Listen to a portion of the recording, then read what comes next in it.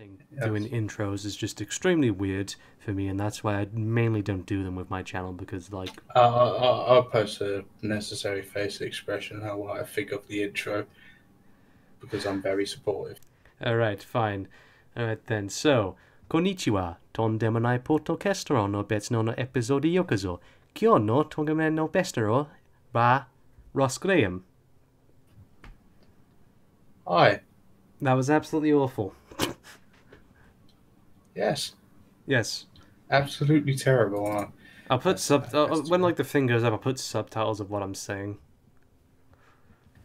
yeah, I think that would be a good idea, to be honest. Yeah. Anyway, yes. So, we have Ross Graham on the podcast. We were supposed to have Cameron Douglas here, but he appears to be idle, and we've been waiting here for about an hour, or almost an hour, but we've had no response. Selfish bastard. I love you, by the way, Cameron, but, just come over here. I'm a bit lonely. We got me in the meantime, so deal with it. Um, yes, I asked on Twitter for a few topics to be sent to us, and we have a few things to talk about. We'll start off with the stuff Ross sent us. By the way, Ross wasn't planning to be in this; he just wanted to be in this at the last second. All right, so Yes. we'll start with his suggestions, and his suggestion, first one, was video games with the best expansions. Well, I'll start off and say, well, Half-Life had two really good expansions, Opposing Force and Blue Shift. Opposing Force was probably the better one, I guess, because it added a lot more. There was some cool weapons, some cool enemies, added a bit more to the story, a lot more Nice. mystery. So yeah, I'd say that one. Mm. There was also Blue Shift, which was pretty fun, but didn't really add much. So yeah, that was pretty good. What one would you say? I'm very unoriginal here. Fallout New Vegas. Let's start off with Dead Money, my personal favorite one, and everyone, didn't like it at launch, including me because I was a whiny 14-year-old bitch. But at the time, Dead Money's excellent. It has an Art Deco casino and villa that has unique enemies, unique encounters, new mechanics that add to the game, and it's bloody creepy. Honest Hearts is the second one, which is another one I really enjoyed, and written by one of the best writers in the Fallout franchise, Joshua Sawyer, which explores the histories of like various tribes in Zion Canyon, which is interesting. It has tribals who has descendancies from German, um, English, and Native American languages blended into one in some areas, which I like. I like attention to detail, by the way. Old World Blues, which is insane, which has a bunch of brains in jars talking about penis, tit, toes, but I still absolutely love the DLC. It's hilarious.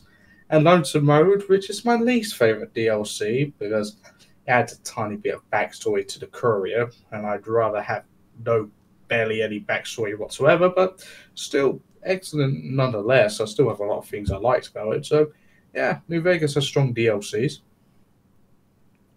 Yeah, I'd agree. They're pretty fun, and they do add quite a bit to the lore. So that's always appreciated because Fallout lore. Everyone likes it, I guess, apart from Fallout lore YouTubers. They Well, well, hmm? well, Fallout laws just all over the place now. I Yeah, don't know I mean, which like way. nowadays with like Fallout 4 and all that stuff, they've completely cocked it up. But back in the day, it was actually pretty interesting stuff. Yeah, Thanks, Beth Nesda. yes. Thank you, Todd Howard, for slapping my bum cheeks. Right. Okay. So So yes, I got carried away.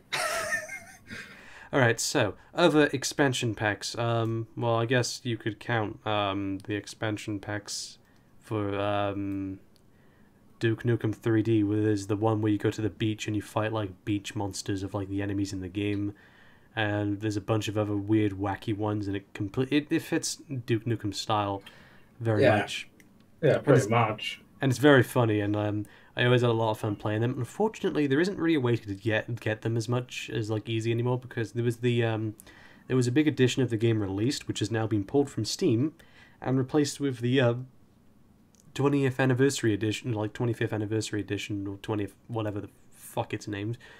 Yeah, heard about that. Yeah, so you can't. It's really hard to get those expansion packs nowadays, but I remember them being quite fun.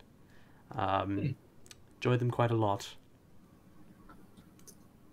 I They were would. very fun. Had some fun levels, and the beach one is my favorite because fucking murdering enemies on a beach.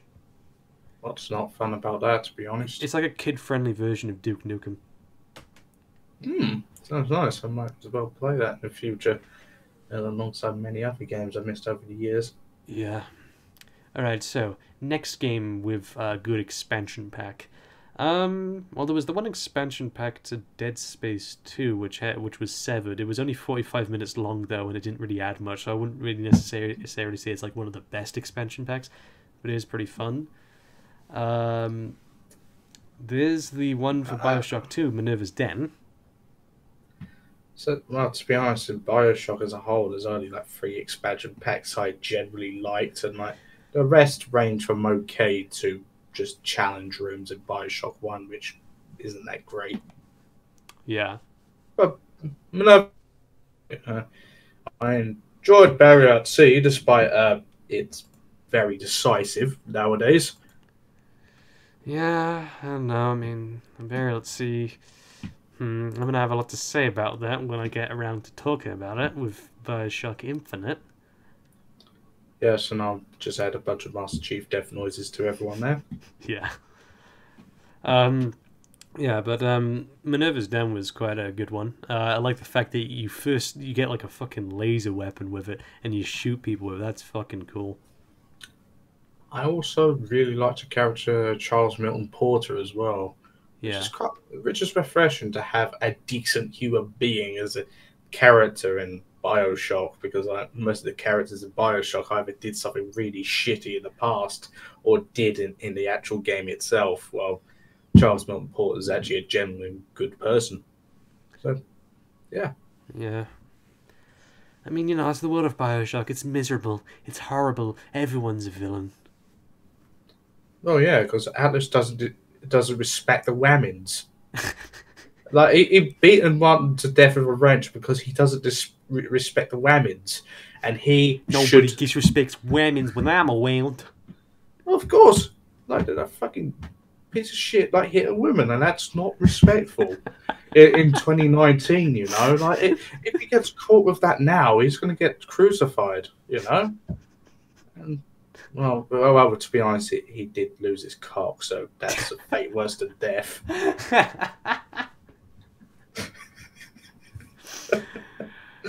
This is automatically the weirdest podcast I've done so far. And that's what happens when you have some bastard who is late. I love you, by the way, Cameron, but you're late. Yeah. By 58 minutes. If he joins later, then we'll have a good discussion. But anyway, yes. Final game with a good expansion. I didn't play it, but I heard a lot of people liked Blood Dragon. Blood Dragon. I should actually play that DLC.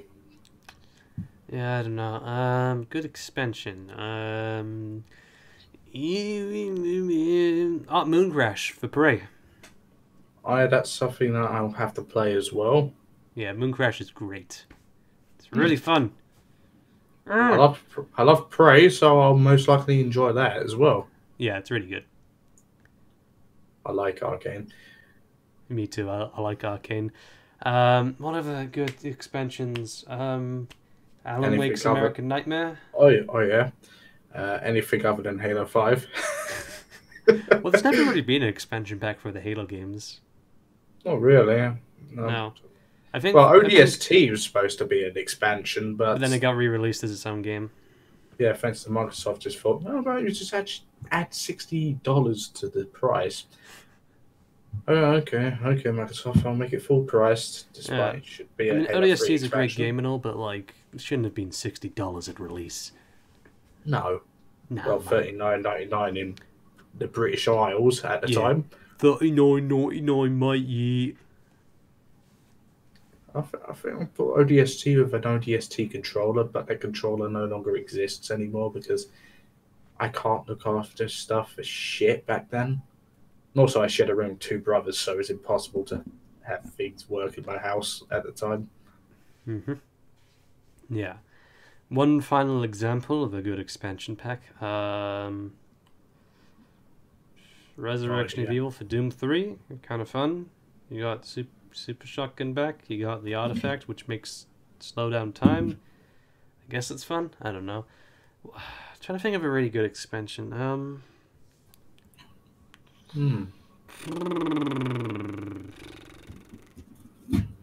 While you're thinking, I'm just gonna have a few chips. I don't know. I think we said all there was, really. Oh, there was also the Harley Quinn's Revenge for Batman Arkham City. That was pretty good, I guess. I enjoyed that. Yeah. Did they have a Catwoman DLC as well? Yeah. And, yeah. Does she have like her own campaign as well? Yeah, she does. You switch with her multiple times throughout the game. Another games I have to try as well. Yeah. My older brother had them, but like we don't live with each other anymore, so I'll buy them on the PC. Yeah.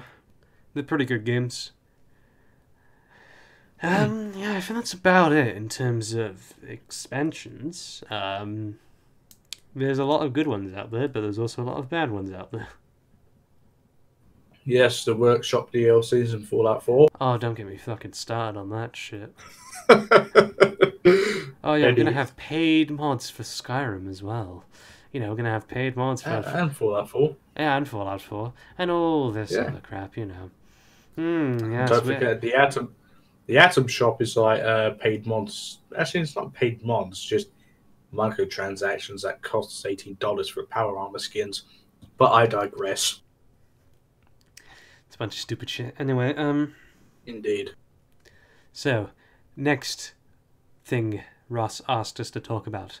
Developers you believe redeemed themselves, and also developers that fell from grace. Well, one developer fell from grace, I guess, Bethesda. I mean, I didn't really think that hard. Game Studios. You don't have to think hard whatsoever. They started out as one of the most beloved developers of all time. Back in 2010. Nowadays, they're just a joke. Yep, bunch of fucking wankers. No, I like the artists there, but I just think the higher ups are just incompetent, and the writer is better as a level designer than an actual writer because his stories weren't that great. Yeah, I think I don't know. I mean, like, you see, the thing is with Bethesda is just like because their games are so buggy, it's often hard to tell if like something's a glitch or if it's actually just a poorly designed game or level. So like there's some parts of like Fallout 4 I honestly don't know if like this was just like Bethesda's intentional design and it just didn't pan out or if it's just a glitch. Like they haven't released a polished game. I'm mixed with the bugs because like despite the bugs it could still be a good game underneath. Yeah. With New Vegas I hated it at first, even though but after it's got patched how good of a game it was. But with Bethesda from bigger problems in terms of their narrative. They keep on dumbing things down constantly, add these bad business practices, but I'm sure that's supposed to be ZeniMax and Bethesda Softworks just heavily implying they should add those stuff, really. It's just a lot of fucked up things happening at Bethesda, sadly. Yep. Another developer I feel fell from grace. Valve, I guess, because they don't want to make games anymore. I mean, whenever they do make games, they're great, but like they don't want to make games anymore. Yeah, I know. Like, no, I understand like the Half-Life means, but they should actually just make a third game because that's what people have been asking for years. And if they're not going to make one, just say, hey, we're not going to make a Half-Life 3. Like, don't keep people in the dark about it, like, because that's the thing. Valve said, hey, we don't want to talk about anything until we actually have stuff to talk about. And just like, okay, that sounds fair enough because you don't want to like say something about a game, but then like 6 years later it's completely different. You don't want to do that. Yeah. So I understand them doing No. that, but the thing is, it's been 12 fucking years now since the last Half-Life game, and we've heard jack shit from you, Valve. At this rate, I don't think it's ever going to happen. Yeah, neither do I.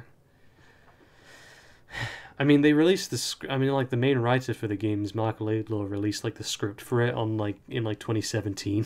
So that pretty much confirmed. Yeah, it's never gonna happen. Yeah. So yeah, we're never gonna see Alpha 3. Thanks, Valve, you dickheads. Hmm. More concerned with money, because you know Steam earns them a lot of money. Yeah, pretty much, sadly. I mean, apparently they earn at least like $800 million a year on Steam from just selling other people's games. Wouldn't surprise me. Yeah, I mean, you know, Steam is like the godfather of the PC market. But getting more positive, developers, I believe, redeem themselves. So these are like developers that made like a bad game, but then made a good game afterwards, I guess. I don't know. I would like to say 343, but I have to wait and see at the moment. If Halo Infinite is really good, then, you know, all is forgiven. Like, and it's a story if it's competent, while it has fun gameplay, a decent multiplayer, tons of content at launch. I would say redeem themselves, but it's a wait and see situation with 343. But Yeah, I well, hope so. Developers, I believe, redeem themselves. That's a hard one. Because, like, developers that made, like, a bad game, but then they made, like, a good game afterwards, I guess. Hmm. I don't know. I'm gonna look at my Steam list now of a bunch of games. See if Good I can think idea. of anything. Because I don't know. I Well- mean, like, what developers are like that?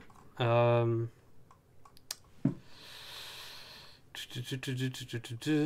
don't know. I mean, I can't really think of any like developers that like, you know, they made a bad one, but then they made a good one. Hmm. I I have no idea at the moment either, but yeah, it's something we have to wait and see. But I wouldn't mind having that Cameron here to describe who has redeemed themselves, but he isn't here yet after 68 minutes. Yeah, I don't know. I mean, I can't really think of any. I'm looking at a list of games like right now, and I'm just thinking, what's going on? I don't know. Yeah, that is a hard one. I didn't think I'll be answering that, to be honest. I thought it's just around you banging Cameron answering that while I'm just watching the video. While we're I don't know, I eating mean- chips. I guess Hideo Kojima or Konami, they made Metal Gear Solid 4, which sucked, and then Metal Gear Solid 5 was okay. But that's only okay, that's not really good, so I don't really necessarily... And also Konami far from redeem themselves, because they've been shitty ever since. So, Metal yeah. Gear Survive. Yeah, and also Another they just- zombie. They've just made a bunch of stupid decisions as of late. It's really silly. Hmm. So, I don't know, I mean, like... I don't know, I mean, like... Maybe, Forgot- like, the Resident Evil series, because, you know, like, went from, like... Oh yeah, that's true. But then again, that might not be Yeah. the same developer, but I guess the series redeemed itself, because, like, Resident Evil 6 was a Yeah. big piece of shit, but then Resident Evil 7 was really good. Yeah, that's true. So I guess the series redeemed itself, so yeah, I don't know, I can't really think of anything. So go back to the developers who fell from grace. I forgot to add Bungie. Oh yeah, but they seem to be coming back now because they've been doing a bunch of good stuff with like Destiny 2 as of late. So I don't know, they may be making a Yeah. comeback. I hope so. Yeah, we want the Bungie of old back, Well, that's never going to happen because most of the developers are gone. but we can try and get close to it. Or just make something new and just make new content. Yeah, that's what they're gonna do. They're gonna make Destiny 2 like free to play, and they're gonna add like new content in it, I guess. Yeah, that's I guess better it's than being run by Activision. Yeah, Being owned by a company who adds microtransactions to a 20-year-old remaster. Yeah, they added bad microtransactions to Crash Team Racing. Oh Jesus Christ! Yeah, classic Activision. And it's like Fallout 76 levels of bad. Activision, yeah. Thank goodness. I don't know. I mean, I don't know. Thanks, Mr. Kotick. You're right. So yeah, I Thank don't you. know. There's a bunch of developers that have fallen from grace, but I can't really think of ones that redeem themselves. Not at least not yet. Yeah, let's wait until Halo Infinite, and if that's good, I will add 343 to that list. Yeah, fair enough. All right, number 3. What classic franchises would you like to see remade? So, I guess remade or remastered. So like it like reboot or like Both. Let's say both. all right, both. Well, so games I like to see remastered. I'll go for those first. I'd like to see a remaster of. Once again, I'm going to put up my list again, Steam list. Try and look through some there. Uh, Remaster. I'd like to see remaster of.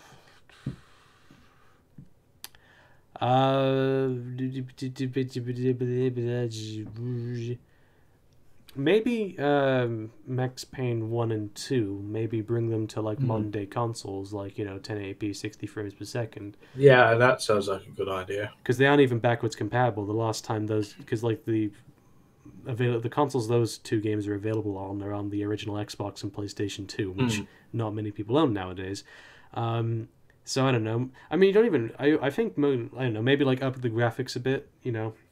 Maybe port them to like a new version of like Remedy's like engine or something. I like to see them remastered.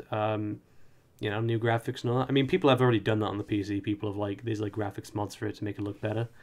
So yeah, I'd like to see that. That'd be pretty cool. Max Payne 1 I and would 2. say probably a remake of Fallout 1 and 2, but I Yes. doubt that's going to happen with Bethesda. Yes, I would But- love that. Yeah, but keep the original mechanics, keep it like isometric, but have a more accessible controls while Yeah. keeping the original feel, the original tone, and the original dialogue and lore. That shouldn't be changed, to be honest. And also add a bit more continuity as well, because there's a ranger named Type. I can't remember his name. Shit, it's been a while since I played Fallout 1.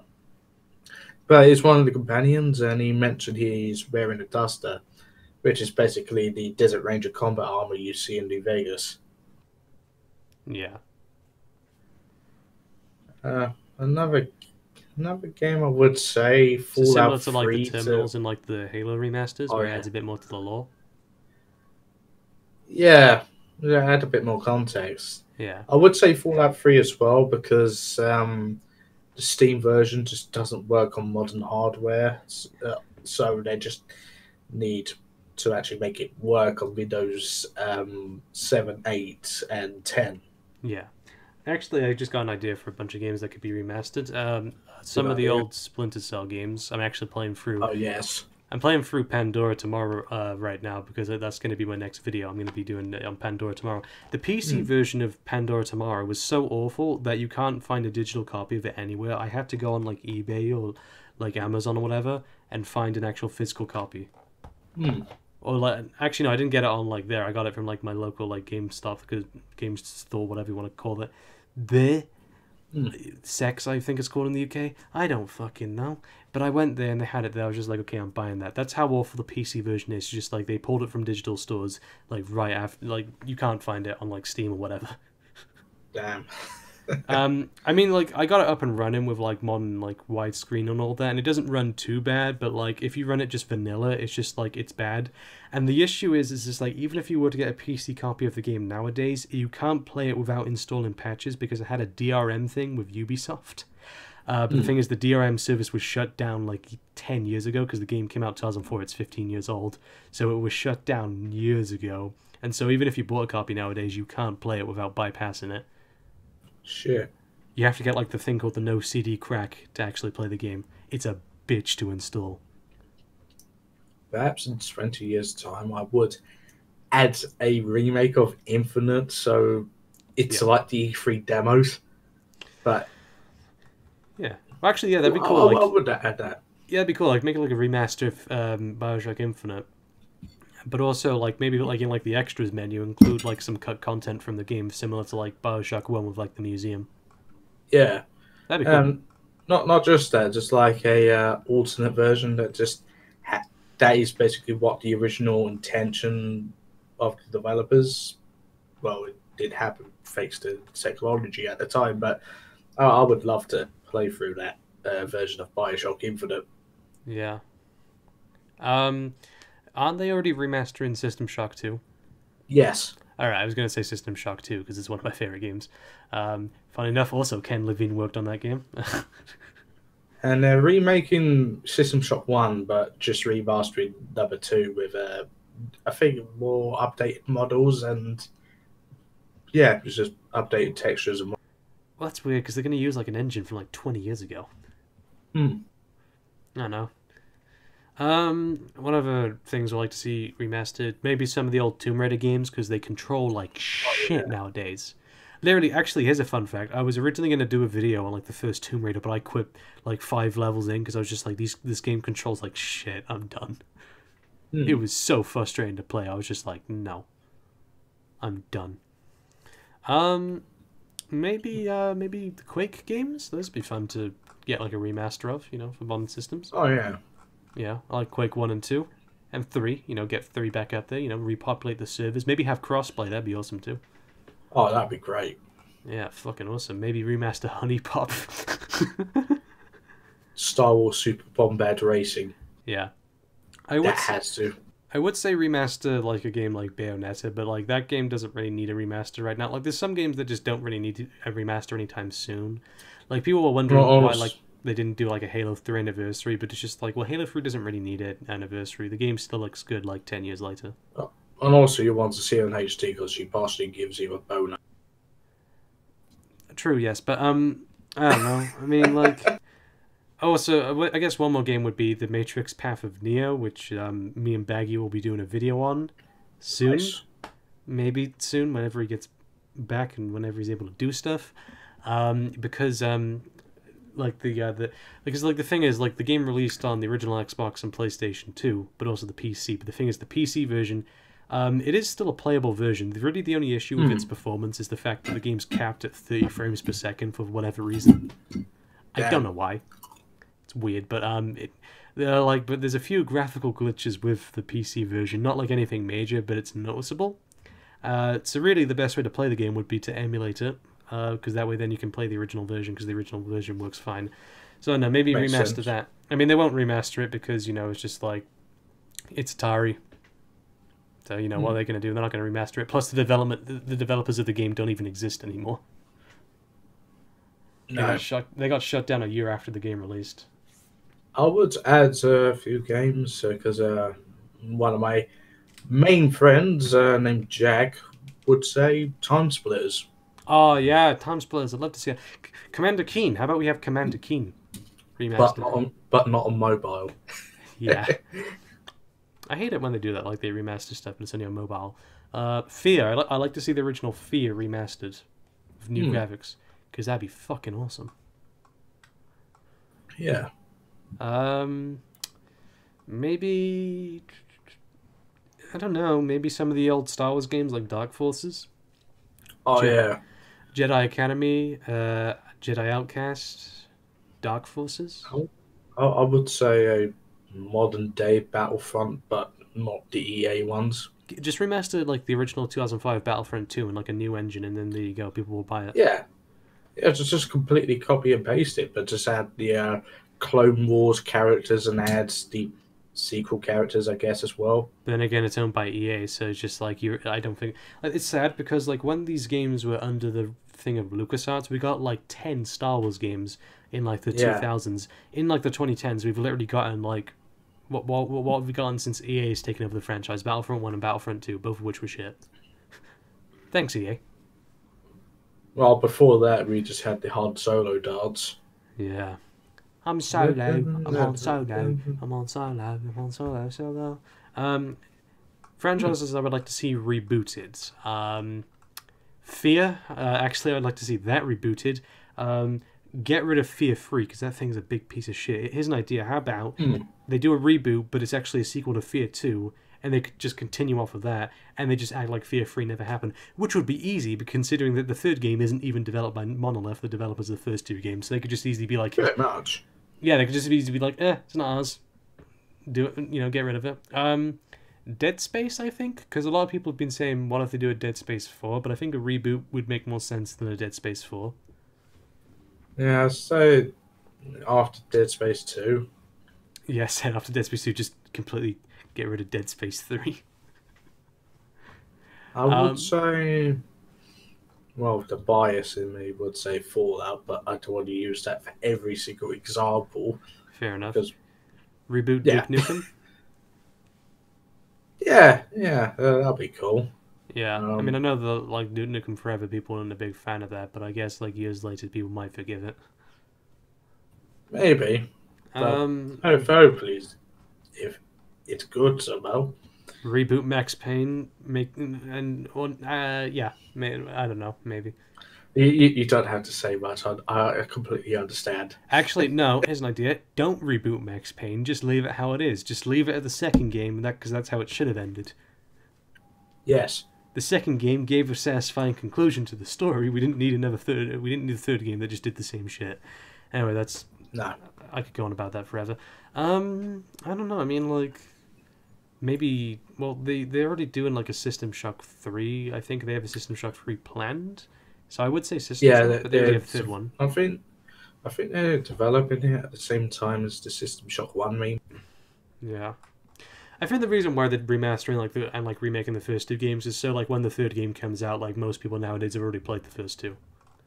Yeah, and also I completely understand why they remade the first one because that the game just sort of like it looks bloody difficult to play. I've played Is it. that- I appreciate what System Shock has done for the industry because like the original System Shock Yeah. basically introduced storytelling to video games. Like a lot of people will credit something like Metal Gear Solid or Half Life for Mm. that thing, and it's just like, well, those games definitely did have an impact on like how storytelling was done in a video game. Also, like Fallout and all that stuff. But like System Shock, like before like System Shock, you had stuff like like Mario saving Princess or just like Link going to save Zelda. Just like System Shock was what really brought like storytelling to kind of like a cinematic level. Like just the Yeah. opening cutscene alone is like different from like anything that released before it. So And um, also, System Shock did influence a lot of developers nowadays as well. yeah. For example, Ken Levine, Chris Avallone as well is a major player. Yeah. Um, Actually, I'm not that knowledgeable as much of the gaming industry as many others. Developers of Deus Ex as well, Yeah. and Arcane. Definitely, because like the Mm. Prey is pretty much just System Shock 2, but like a more refined version of it. It's bloody fun, by the way. Yeah. It made me think a lot more than Bioshock did. Don't be getting wrong, I love Bioshock, but I really had to think in Prey. Yeah. I don't know. I mean, I don't know. I mean, that's the thing with like System Shock, I guess. Like, yeah, I can understand them remaking the first game because just like I've tried playing it nowadays, and it's just like, like it was a big influence on like because it was like pretty much the first game to mix like like RPG games and action games together Yeah. and do it successfully. And it's just like I like not only did it do that, but also pretty much introduce the idea of storytelling into video games. So it's just like I give a lot of credit to it for what it's done, but it's just like I play it nowadays, and it's just like it doesn't really matter how much influence it has. It can't really stop it from having dated mechanics. No. Like a lot of it just feels like really dated. Like System Shock 2, like you play that nowadays, and it's just like it's not the timeless masterpiece everyone claims it to be, but it's just like there's still a lot of fun stuff to do in it. There's still a lot of fun to be had. Whereas with System Shock, it's just like, yeah, I don't know. This game feels ancient.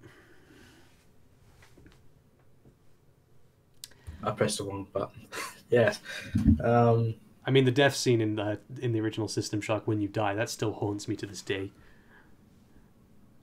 well, I haven't seen it yet, but Oh, it's I'll horrifying. also.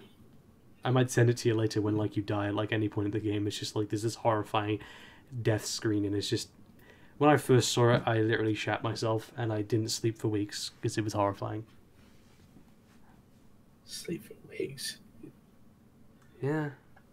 Well, not literally, but like I didn't sleep well for weeks. I guess it's terrifying, man. Yeah. So I don't know. Like any other ones you would like to see rebooted? Well, I can't say Crash Bandicoot now, but Crisis, maybe. maybe Crisis. I would like to see a new Crash Bandicoot game, not a remake. That'd be good. Yeah, a new Crash Bandicoot game, but combines the openness of Twinsanity and the sound mechanics of the Crash 2 and Crash 3. Yeah, that'd be really fun because I like Crash Bandicoot. Yeah, one of these where early Naughty Dog franchises you praise up to a degree. Yeah, I'm not really big. I'm not really a big fan of Naughty Dog nowadays because it's just like the games just seem more like movies. And in fact, Yeah, a lot of PlayStation like exclusives seem to be doing that, and it's just like it's kind of annoying me because like The Last of Us succeeded at doing it or something. It's just like now every developer seems to think that's the way to do it, and it's just like, well, at that point your game is more of a movie than it is a video game, and it's just like it's not really taking advantage of the stuff you can do in a video game yeah. because it's just like video games, most open form of media for storytelling. There's a lot more you can do with a video game than you can do with like a movie or a book Mm, or anything yeah. else really. Yet you don't want to take advantage of it, you crackheads. Mm, I don't get it. I mean, like some of the best games out there that, have the best stories, like, Bioshock, or say something like, whatever games have, like, really great stories, like Mass Effect, or, I don't know, Half-Life 2. It's just like, you look at these games, mm, just like, these games, like, the games are considered, like, masterpieces because the fact that they take advantage of stuff that can only be done in video games. They don't just try and copy movies. yeah. Yeah. So, like, do that. Mm. Because otherwise, it's just like, well, video games aren't really unique in that regard. They're just interactive movies. Anyway, quick rant on Naughty Dog over, I guess. Yeah, fair enough. Yeah. I don't know. It's just something that really annoys me. That's why I don't like a lot. That's why I really like Spider-Man on the PlayStation 4 because it's just like it's the first like Sony exclusive I played in a while where it's just like the game doesn't start off with a 15-hour long cutscene. It's just a quick cutscene and then you get right into it. Mm, And also, God of War was pretty good in that regard. Actually, the developer of God of War said they didn't want too many cutscenes, so congratulations on that. makes sense. Yeah, Mm. because God of War is known for being like a hack and slash game. So that's fair. So the next question we got was from Razel M. He actually asked 7 questions for us. Christ. Right, but these aren't like questions that like some of these questions I can't really go that in depth with, so shouldn't All take right. forever. All right, so first question he asked: best power suits slash armors in video games. Well, the power armor from Fallout. Well, it depends which one. I like the T-51B from Yeah, Fallout 1, 2, 3, and new. Well, it's in every Fallout game, but I love the T-51B.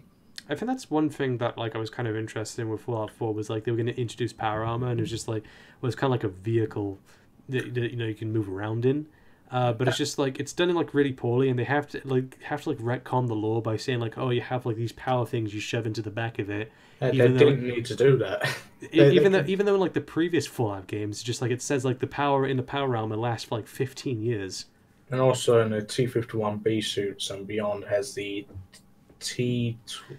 There's a microfusion pack in the back of the armor, which lasted for like around over 100 years. Yeah, I think that They didn't need to retcon it. yeah. I mean, some people might say, oh, they did it because of balancing for gameplay, which Yeah, I understand.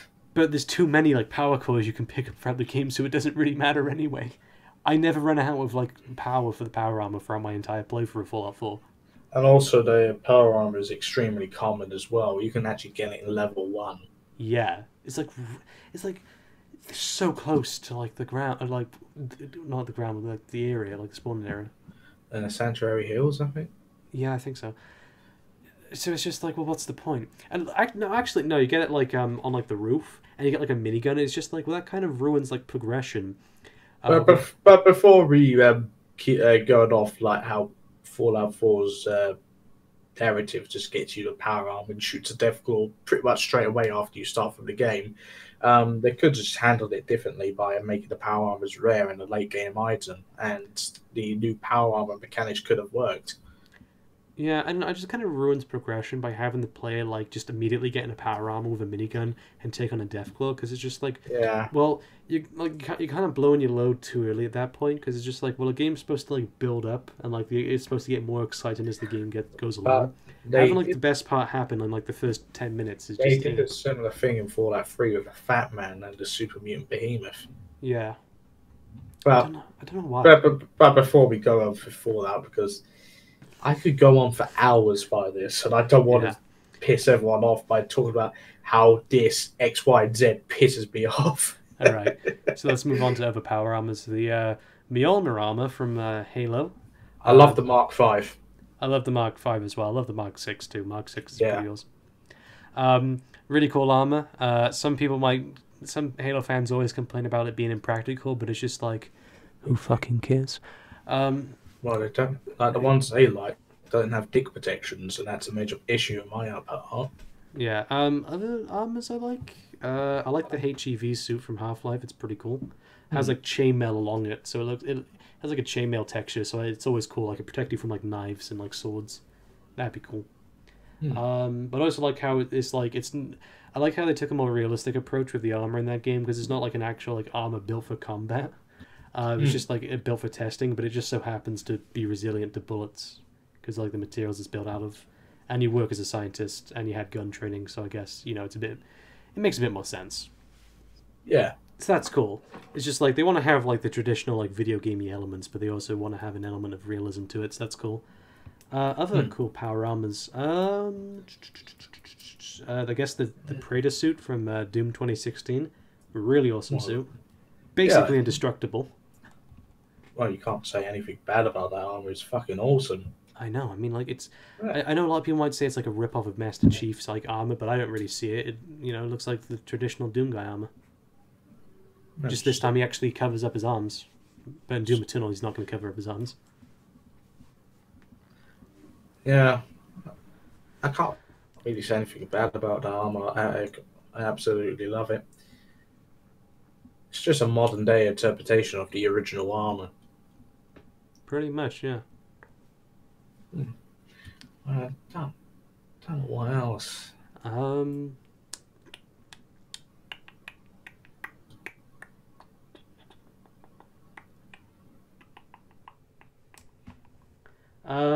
The N7 armor from Mass Effect is pretty cool. Oh yeah, that's pretty cool. I like the fact that you can customize it as much as you want, so you can make Commander Shepard look really badass or really ridiculous. So that's always fun. So yeah, there's a couple cool. Sad. What? I have absolutely nothing else to add because I'm completely brain dead today. I guess what other ones? I don't know. I mean, there's a lot of good ones out there. Yeah. So we'll leave it at that. So the third one, this is an interesting one. It's specifically about Half-Life. Speaking of which, he's asking me what do I think of Black Mesa Zen. I know you don't care, but please answer. I don't care about it. Because for those who don't know, Half-Life is being remade with like this thing called Black Mesa, where it's basically a remake of the original game. It's really shitty. In my opinion, they've completely fucked up a lot of the basic design of Half-Life. And there's like the final chapters of the game aren't even available yet. It's up for early access on Steam, and I don't like early access because it's just like you pay money for the game, but the thing is the developer might not even finish it. In the end, they might just say, "Fuck it, we're leaving." Well, at least it's not Hunt Down Freeman levels of bad, I guess. Yeah, which is funny, which is weird because Hunt Down the Freeman is still currently like the most expensive Half-Life game on Steam, which is stupid. But yeah, Black Mesa Zen, like the final levels of the game, they still need to be added. There was a beta released. I haven't played it, but I don't care because like it's been like 7 years since the original mod released, and yet they're still working on these Zen levels. These Zen levels, these final levels of the game, have been in development longer than the original Half-Life was in development for. So I don't know.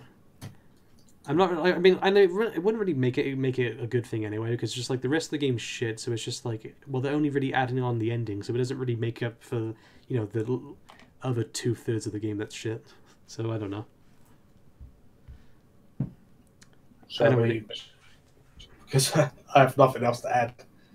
Yeah, fair enough. So yeah, I don't care about Black Mesa then. Four. Question for you guys. Game mechanics that give people very old nostalgic feelings. Well, I guess Doom 2016 is a good example of that because it has a lot of because it goes back to like kind of like basic FPS, which is like no aiming down sights, no sprint mechanics, no weapon limit, no like you get full speed throughout all the levels as power ups. There's like secret areas. Um, so I guess like the game mechanics that do that are just the old school ones we're used to. I'd say uh, the mechanics in Parade for the older 0451 games. Yeah, yeah. Yeah. God, I can't even think today.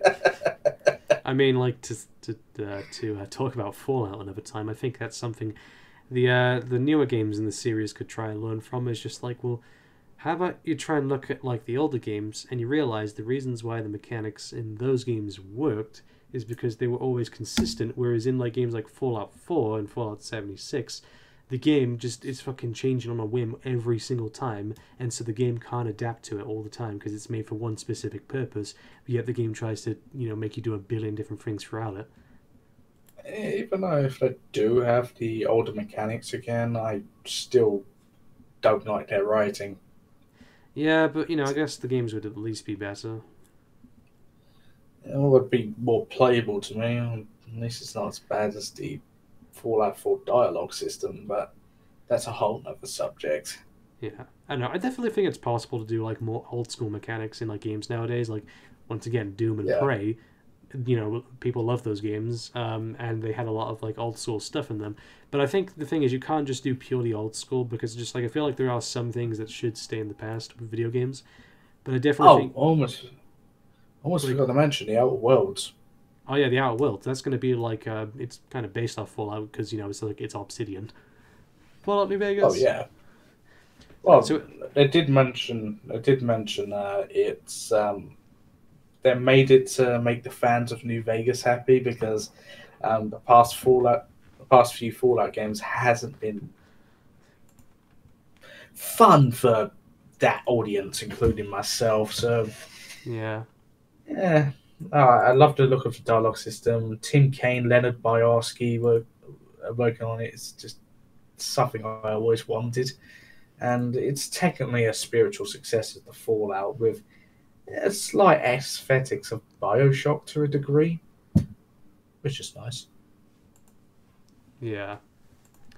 I don't know. I mean, I definitely think I would like to see some old stuff return to like Mm. gaming because like some of that stuff is like really good and it's been proven that it can be done well. Yeah. Yeah. All right. So number 5 that Razel M asked. He asked me because of uh, there are rumors going around right now about the fact that since Disney acquired 20th Century Fox, there's rumors going around right now that the third Deadpool film is going to be rated PG-13 instead of rated R. And he's asking my thoughts on that and my thoughts on the fact that this is going to be a Spawn movie and it's going to be rated PG-13. I don't think they should do that because the fact that these characters are obviously very mature characters. I mean, Yeah. you look at like the first two Deadpool movies. There's a lot of graphic violence, a lot of swearing. There's a lot of like sex and nudity. It's just like it'd be weird if like you're used to that kind of stuff, and then you go to the third one and it's just like very tame violence. Like there's pretty much no swearing and none of that stuff. But also, I think that's just kind of the appeal of Deadpool. Is just like like that's kind of the appeal of the Deadpool movies. Is just like they don't hold back with their stuff, and that's why they're so successful. And I don't see any reason for them to make the third one PG-13 because the first two films they're universally loved and they're the most successful R-rated films ever made. So it's just like why would No. why would you make the third one PG-13? The only time I think it would work as a PG-13 if he's with other MCU characters, and Yeah, other than people have that, talked about that. but other than that, I think it should still be mature. Yeah, Because there's the PG-13 Blade movie because they said they're bringing Blade into the MCU and it's just he's a character who goes around murdering vampires in the most graphic ways possible and they're going to bring him into the MCU and make him PG-13. They can't do that to Blade. I mean, the thing is, I could totally see like if in like what I think they should do. In their solo movies, make them rated R, but then when they're doing like crossover movies, make them PG-13. Because just like when Blade's in like a crossover movie, it's just like when he's not murdering vampires in a graphic way, he's probably just going to be fighting generic enemies. Yeah. So you can get away with that. And with Deadpool, you can make jokes about that, like, oh fuck, I can't swear. Why aren't there any blood when I kill these enemies? Oh yeah, they could do that. But I think their main stuff should just stay as mature while. Nah, crossovers PG-13. I completely agree. Yeah, I mean, I don't know. I mean, I said on Twitter, it's just like if Deadpool 3 is rated PG-13, I ain't going to see it. I can understand why.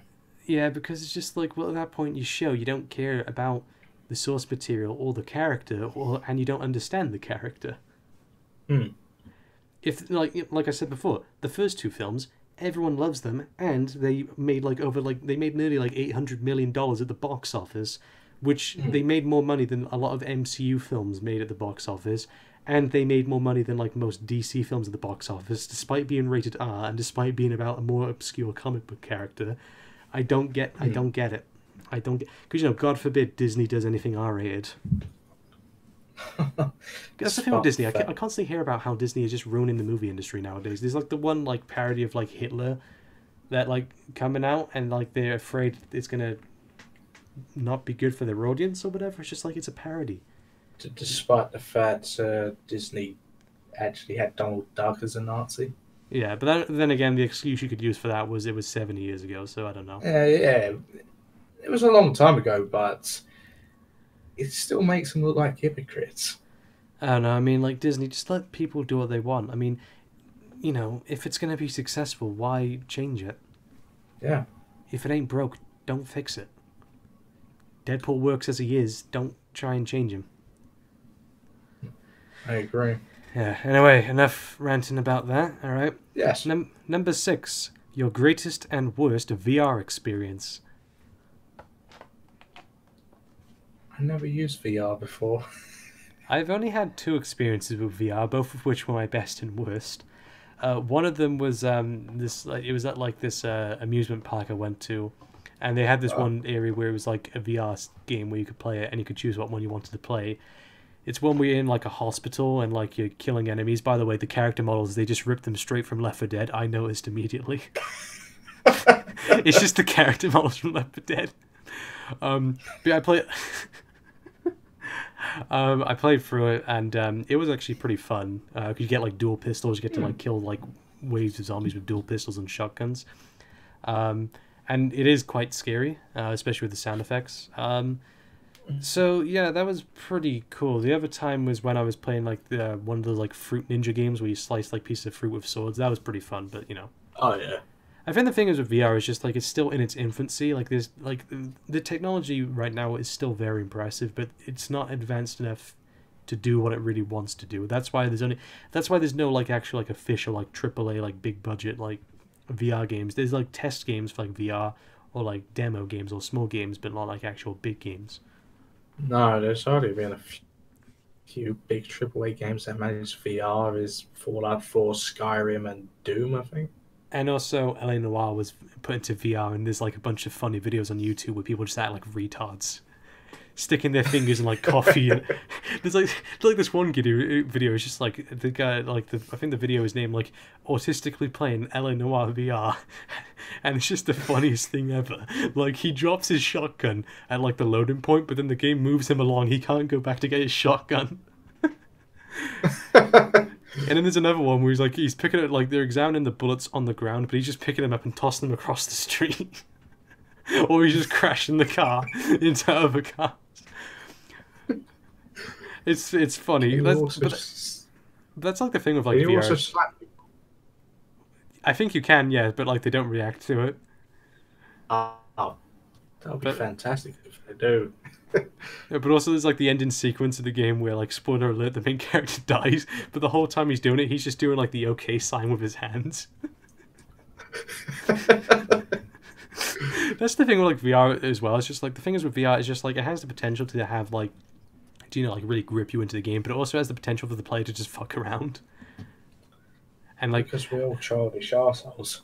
yeah, like that's the thing. And so like, some people might not do that. So I think that's why with like VR, like, right now it's a bit too ambitious for what it can do right now. It's plus VR is still pretty expensive for like the average consumer. Hmm. So I don't know.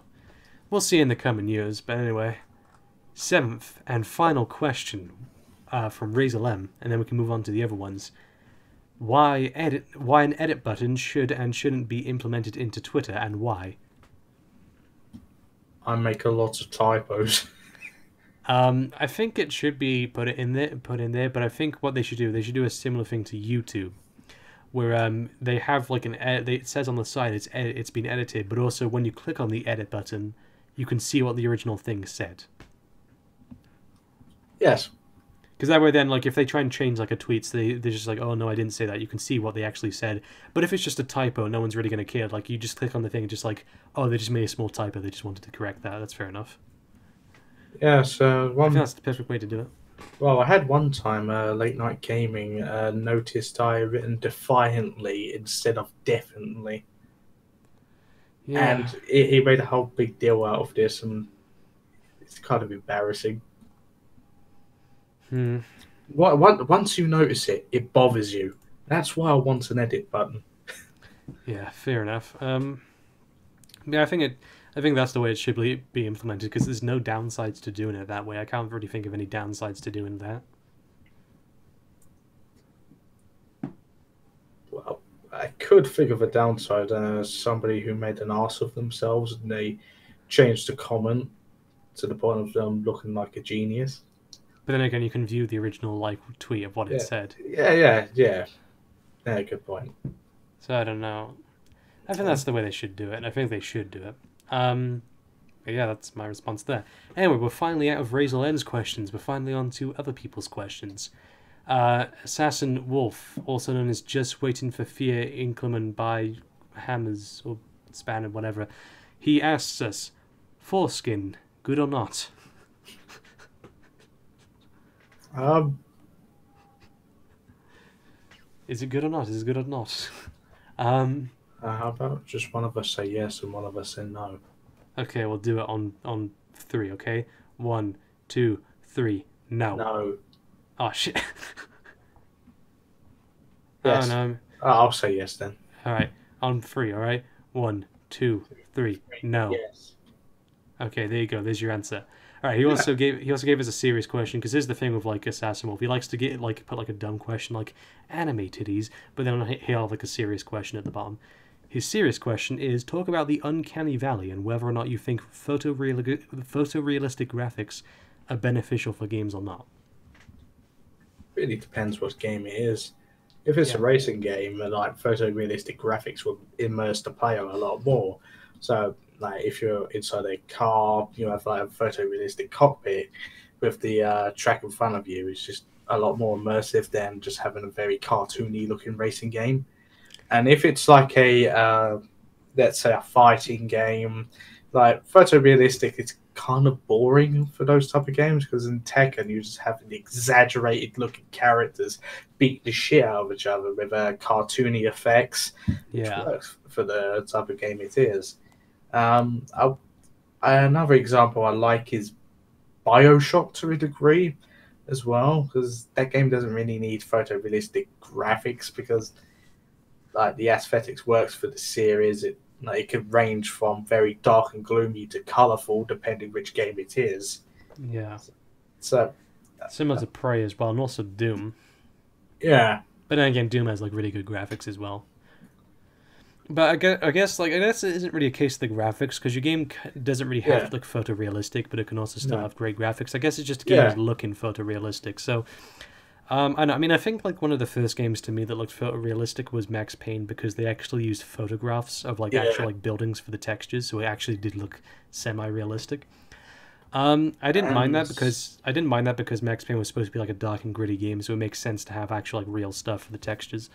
and also back then there were the WRC games that allows you to explode and implode your car to show the various bolts, the mechanics, the engines, the doors coming off of each one of your cars. So that's a cool, realistic aesthetic for those cars at the time. Yeah. But I think this is I think he's asking this because it was recently said in like an article for the next generation of consoles, the ninth generation, they're thinking of like pushing the graphics to like its limit of to like the next limit of like photorealistic stuff. But it's just like, well, that's been promised for pretty much every single console generation. Like, oh, the PlayStation 2 is going to have graphics on par with Toy Story and Monsters Inc. in pre-rendered cutscenes. Yeah. Well, in the Xbox 360 era. Yeah, but it's just even then, I wasn't really on the par of like stuff like no. Toy Story, Monsters Inc. Nowhere near, because like, when you actually look at Lord Hood, for example, he just looks bloody creepy. he just wakes up, like, you just wake up beside your bed and he's just like, "Hi, how you doing? I'm Lord Hood. I'm Ron Perlman." And also when you look at Andrew Ryan inside of his mouth, it just looks weird. Yeah. I'm Ron Perlman, I'm Hellboy. And the wall never changes, guy. Yeah. Which they didn't do it for Fallout 4, you fucking idiots. Anyway, but yeah, I think the thing is, like, I don't want every single game to look photorealistic, because I think that's boring. I like, because like you, like I said before, you can still have a game with like terrific graphics, but it doesn't really look photorealistic. So I think, and I prefer games that have a more unique visual style over games that are just photorealistic, because games that look photorealistic often look boring. There are only a few exceptions to that I can think of, like the first two Max Payne games, because those like neo-noir games. I would say racing games as well, but that's just me because I'm a huge motorsport fan. So yeah, in those games it works too, because it's just like, well, it's a racing game, it helps you immerse you, like you said. I say sports games as well. Anything that is based in the real world, yeah, I can understand photorealistic graphics, but if it's a fictional world that has a unique artistic aesthetic, it doesn't need to look photorealistic. What also concerns me is that they might focus more on making the graphics look good instead of making the game run well. Because that's an issue I've had with this generation. Just like, that's pretty much why like every game on consoles like runs at 30 frames per second, because they're more concerned with how the game looks rather than how it feels. Yeah. I'm sick of it. I guess that's one piece of credit you can give Halo 5, because just like, even though they did have to compromise the graphic, even though they did have to compromise the graphics a bit to get it, you know, at a stable 60 frames per second, at least the game feels responsive. At least the game feels good. That's one piece. That's something I can give to Halo 5 for once. Yeah, they actually gave a shit about how the game felt. And also has Infinity Comms, so that's a good thing. Yeah, and Infinity Comms, the best character in the series. Of course, Spartan Locke's most iconic line: "Armor restraints." Armor restraints. The only line I can remember. he's just like the Kool-Aid man. He bursts through your wall. Armor restraints. Or understood. No, imagine like Halo 6. He's played by Terry Crews, and he's just trying to like sell some body spray to you. Get your new armor restraints. Yes. At Walmart. No, I just imagine Locke's fate. He just, after Halo 5, he just turned into a cardboard plank as he is, and he just stands there forever. Just constantly spouting armor restraints. Armor restraints, or like someone just asking him something. So, hey, do you know what this fork does? I'm too underdeveloped to know what a fork is. I remember seeing a meme about that. It's just like a meme of like, it's like a picture of like World War II. And it's just like one guy going like, "Bro, do you know what violence is?" And he's just like, "No, because video games haven't been invented yet." It's a good one. So yeah, I don't know. With photorealistic looks for games, I don't know. It's not bad, but I prefer more unique visuals. It really depends what game it is in my side. It's a case-by-case basis. Yeah. But performance of a game should always be key. Yes. How the game feels matters more than how it looks. Alright, so the next thing, we're almost at the end here, I think. I think these are like the last couple ones. Alright. Ominous the Retromancer. He asked, Serious Sam series. I haven't played it in years, so I can't really say much about it. I remember it being fun though. I haven't played it before. Oh, that's interesting. That's just my classic line because I've barely played any games until recently. Spy Kids movies. I remember enjoying them as a kid. I haven't seen them in like 10 years. I think the haven't last one I seen them saw in a was like long Spy time. Kid. I think the last one I saw was like Spy Kids 4 one. Like I went to like this like it was in like Spain or whatever. Like I was on like holiday, Ah, and it was like a 4D cinema, and they had Spy Kids 4 playing there, and it was in like 4D. I was just like, that might be fun. And they had like these scratch and sniff cards, and like a number would appear on like the screen saying like 1 or 3 or 5, and you scratch like number 5 and you smell it. But guess what? I couldn't smell shit. And everyone in the cinema said the same thing. It's just like, I can't smell anything with this. I paid money to see it in 4D. Couldn't see anything. Couldn't like smell anything or do anything. the last Spy Kids film I watched was Spy Kids 3. Yeah. After that, I just didn't care. Actually, there was like one good 4D experience I had with this one Marvel exhibit I went to where they had like a 4D like Marvel short film with like Captain America, Spider-Man, and Wolverine and all that. And it was actually pretty cool because what they would do was just like the seat would actually react to the thing. So it was just like when like Wolverine puts his claws out, you would feel like a sharp like thing coming out of the seat, like in your back. It wouldn't like stab you or anything, but you'd like feel it. Or if like Spider-Man, like whenever he shoots his web, you have like squirt cream like coming all over you, or like something funny. So I know. I guess 4D films could be entertaining. Back to Spy Kids. Yeah, I haven't watched them in a while, so I don't know. Well, technically, Machete is because well, he's at Spy Kids as well. Yeah, it's in the same universe, which is weird. And I fucking love the Machete movies. Yeah, just over the top and just silly. And Charlie Sheen is the president. Yeah. All right then. Are we done with that subject? Yes. Yes. All right. So the final one comes from Gordon Zora. And he says, he doesn't even ask a question. He just says, Max Payne, but he spells it as a window pane. P-A-N-E. So I don't know what he's on about here. Because he doesn't even ask a question. He just flat out says, Max Payne. How about just post a picture of a Max Payne 3 meme of you and just... Oh, no. You don't remind me of Max Payne 3.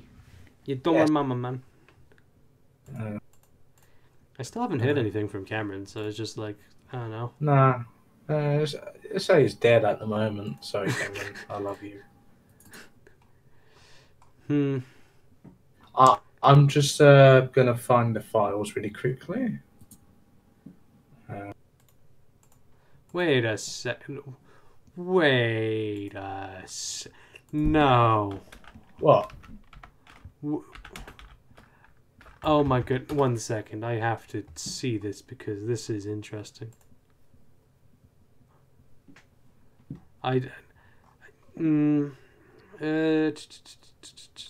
Nah, okay.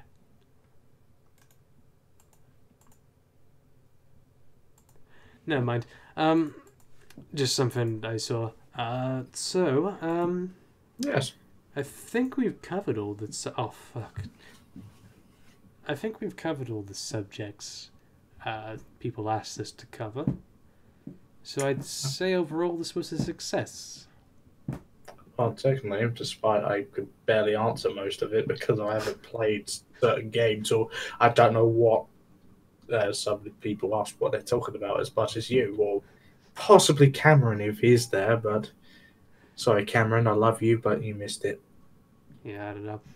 I don't know. I mean, like, it's like almost 9 o'clock now.